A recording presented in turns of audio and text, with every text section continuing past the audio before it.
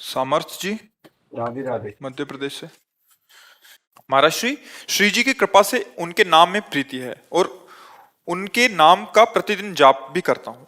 अभी मैं विद्यार्थी जीवन में हूँ। मेरी आदत देर रात तक जागकर पढ़ने की है।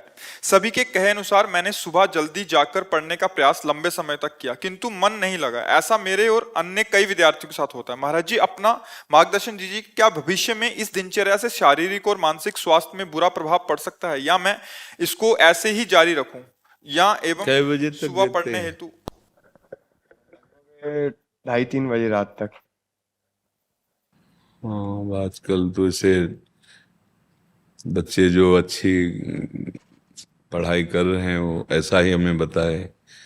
जब 9 बजे उनका शौच स्नान आदि, तो प्रश्न 9 बजे आप क्यों जगते हैं, तो उन्होंने कहा कि 2:30-3 बजे तक तो हम पढ़ते रहते हैं। तो अगर उसको ऐसा कर लिया जाए कि 11 बजे हम शयन कर लें, 12, 1, 2, 3, 4, 5, 6 घंटा हो गए, और 5 बजे उठ जाएं और फिर हम 9 बजे तक पढ़ाई कर लें। मान लो अगर 9 बजे आप जगते हैं तो शास्त्रीय पद्धति के खिलाफ हो गया ये दिनचर्या, और स्वास्थ्य के लिए भी ये ठीक नहीं रहेगा। क्योंकि जब ब्रह्म मुहूर्त 4 बजे से लेकर के और 6 बजे के बीच में अगर शयन किया जाता है तो ब्रह्मचर्य हानि की विशेष संभावना होती है, और आयु, श्री, कीर्ति, तेज, इन सब की हानि होती, क्योंकि जगत को प्रकाश देने वाले भगवान नारायण सूर्यदेव पधार रहे हैं, हम सैया पे सो रहे हैं। हमने तो गांव में भी देखा है कि 4 बजे कोलाहल शुरू हो जाता है, सब जग जाते हैं। तो अगर हमें अपने को सही मार्ग में लाना है, तो जैसे हम 9:15 बजे, एक बार किसी विद्यार्थी ने बताया, शौच स्नान 9:15 बजे, हम 9 बजे जगते हैं, विद्यार्थी ने बताया, हम 2:30 बजे तक पढ़ते हैं। तो इसी समय को बदल लिया जाए। महाराज जी, सुबह जल्दी उठा, लेकिन जैसा रात में मन लग रहा है वैसा सुबह नहीं लग पा रहा है। क्योंकि आपका अभ्यास नहीं है ना, आपका अभ्यास नहीं, इसलिए ऐसा लग रहा है। लेकिन महाराज जी, ये लंबे समय तक ऐसा करके देखा तो परिवर्तन कुछ समझ में नहीं आया। नहीं, तुम कहिए नहीं, ये तुम्हारा परिवर्तन कैसी बात हो, अनुभव की बात है। तुम्हारे अनुभव गलत हो सकते हैं। अगर हम कह रहे 5 बजे उठे, जल पिया, इसके बाद थोड़ा टहले, थोड़े से 100-200 कदम, शौच गए, इसके बाद व्यायाम आधा घंटा किया, 20 मिनट प्राणायाम किया, अब बैठ जाओ पढ़ने में, एकदम स्मृति नवीन, एकदम क्लियर। अब कितने समय तक प्रयास कर सकते हैं इसको? अरे जीवन भर प्रयास करना है, हम जीवन भर विद्यार्थी हैं। कोई पढ़ाई छूटेगी, कोई नौकरी मिलेगी, कोई किसानी, कुछ भी करेंगे। जीवन में एक दिनचर्या होनी चाहिए सोने और जागने की, एक लिमिट। जैसे एक बहुत व्यस्त शरीर है, उसके लिए 7 घंटे बहुत पर्याप्त है सोना। 6 घंटे वैसे पर्याप्त, पर 7 घंटे। अब जैसे अपने लोगों के तो 3 घंटे, 2 घंटे, 1.5 घंटे, 24 घंटे में 1.5 घंटे, 2 घंटे। अब जितनी कोटि का उपासना में प्रवेश है, और नहीं 5 घंटे, या 5 के बाद फिर नहीं माना जाता कि तुम साधक को पड़े सो रहे हो। ऐसे 5 घंटे आखिरी। पर जैसे किसान आदमी, व्यायाम किए हुए, बहुत मेहनत करने वाला व्यापारी, 7 घंटे से ज्यादा नहीं रखा गया सोने के लिए। आप देखो, फिर वही हमारी बात आती, दिनचर्या एक तेज लाती है। एक इसमें जो आप 6 घंटे पढ़ करके समझ नहीं पाओगे ना, वो 2 घंटे में आप 6 घंटे का काम निपटा लोगे। आपकी तेजस्वी बुद्धि होगी, आपकी प्रवीण बुद्धि होगी, आपके अंदर पावर होगा। अब ब्रह्म मुहूर्त में शयन कर रहे हैं, फिर 9 बजे जो नहाना है वो एक ऐसे खिलवाड़ मात्र है। आप 4 और 5 के बीच में उठे और स्नान किया, व्यायाम किया, 1-2 किलोमीटर दौड़ लगाई, थोड़ा प्राणायाम किया, फिर आप पढ़ के देखो। पर अभ्यास, अच्छा सात्विक भोजन, कुछ दिन अभ्यास। अब जैसे अपने लोग हैं, 1.5 या 2 घंटे एकदम फ्रेश, क्योंकि बचपन से अभ्यास किया, पूरा जीवन हो गया। अब उसमें 1.5-2 घंटे में आती है कि नहीं आती? कई कई दिन हो जाते नींद नहीं आती। तो अभ्यास अगर किया जाए तो बहुत सुंदर दिनचर्या। हम तो कभी ये नहीं कह सकते कि सूर्य उदय हो रहा है आप शयन कर रहे हो, ये ठीक नहीं। कभी ऐसा हो जाए अचानक, वो बात अलग, लेकिन दिनचर्या ऐसी, आप 2:30 बजे तक जग रहे हैं, फिर इसके बाद आप, तो आपके स्वास्थ्य में भी फर्क पड़ेगा, आपकी बुद्धि में भी फर्क पड़ेगा, आपके तेज में भी फर्क पड़ेगा। आज हम बुद्धिमानी समझ रहे हैं धन कमाना, केवल केवल भोगों को भोगना बुद्धिमानी समझ रहे हैं।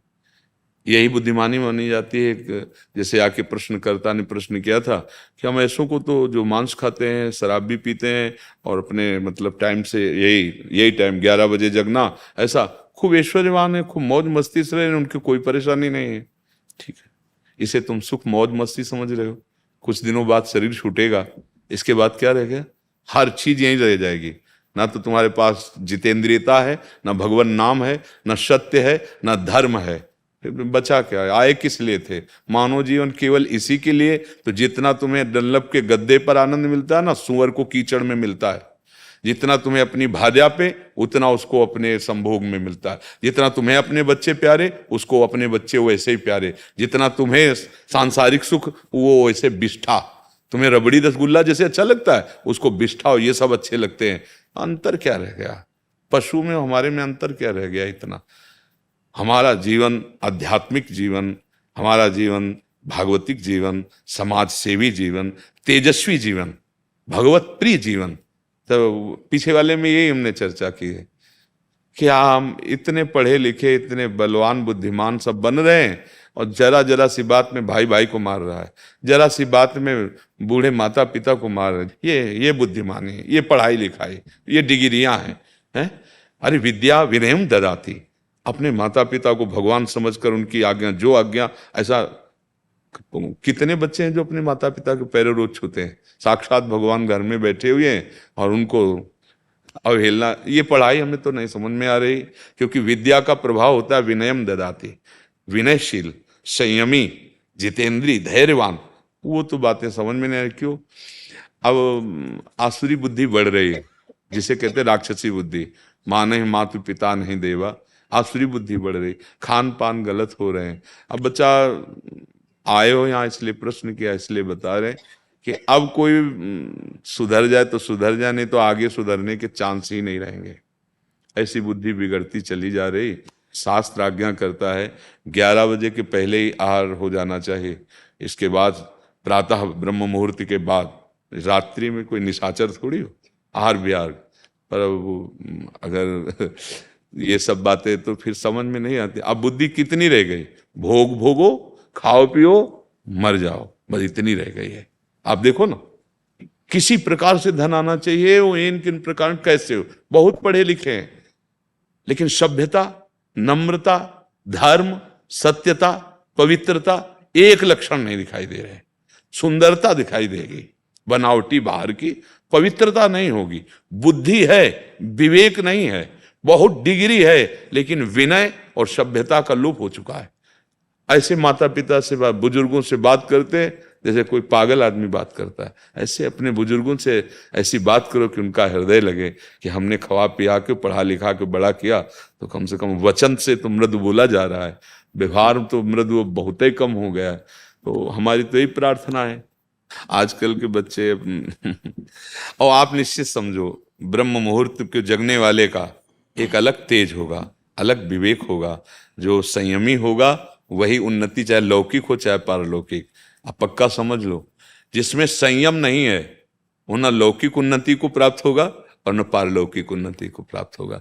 ये जो बढ़ रहे हैं ना गंदी बातें, वो सब जीवन को ह्रास करने वाली हैं।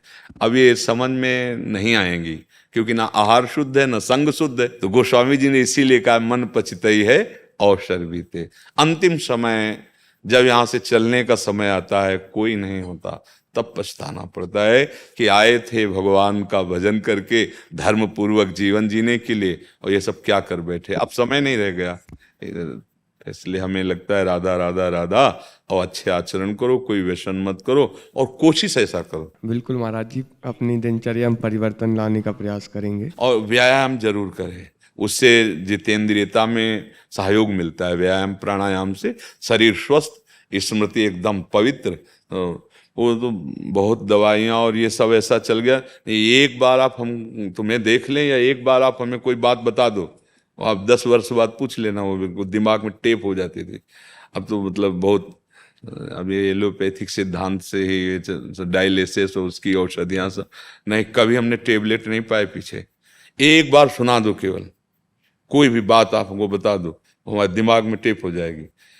पवित्र स्मृति तो हम कह रहे 6 घंटे में जो तुम पकड़ रहे हो ना, 2 घंटे में काम पूरा कर लोगे, क्योंकि उतनी प्रवीणता आ जाएगी। तो इसलिए आहार शुद्ध रखो, अपनी दिनचर्या बढ़िया बना लो, तो जीवन भगवान की प्रसन्नता का हेतु बने।